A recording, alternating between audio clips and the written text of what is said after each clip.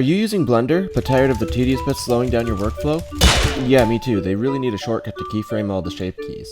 But there's at least 4 things in Blender that'll make the average workflow a little quicker, so here they are. When animating, you'll often be changing the rotation, location, and scale of objects, otherwise known as the transform.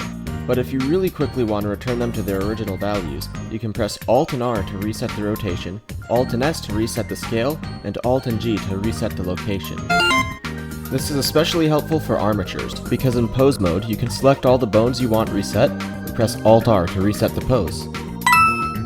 Next, you can press Shift and a number to hide and unhide a collection.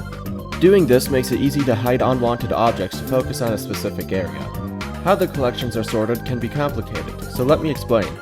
They're sorted by hierarchy, with the lowest number being for the first collection. Once you've gone through the first layer of collections, it'll use the remaining numbers to toggle going down the collections in the first collection, and then the second one, and so on. It's worth noting that this only toggles in the viewport, so make sure you double check your settings before you start rendering. Next is the subdivision surface shortcut. If you don't know what this is, it's a modifier that subdivides the surface of your object to make it smoother. This saves a lot of work and space on your hard drive, reducing the vertice count by thousands. If you've used Blender, there's a good chance you already know what this modifier does, but you might not know that you can apply it quickly by hitting Ctrl and a number, with the number being equal to the amount of subdivisions you want. Just take note, like the previous tip, the number is for the viewport. The render will be defaulted to 2. When adding cuts to an object, if you want a specific amount, you don't have to scroll and count. When you press Ctrl R, you can type in a number on either the keypad or the standard keyboard to select the amount of cuts you want instead. The last tip is to sphere, which is really helpful but not a lot of people know about it.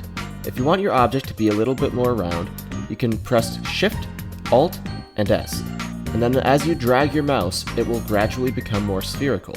This works for 3D shapes to turn them into spheres, or 2D shapes to turn them into circles.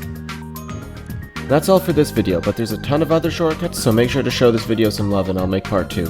Make sure to subscribe because doing so costs nothing and spreads happiness, therefore making you a good person. Okay, that's all. I appreciate you. Bye.